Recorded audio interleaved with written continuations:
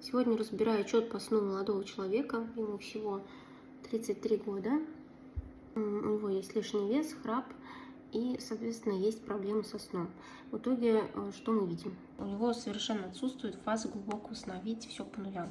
И REM-сон тоже отсутствует. То есть он спит чисто поверхностным сном. Вот этапы сна и бодрствования. Да? То есть бодрствование, поверхностный сон, бодрствование, поверхностный сон.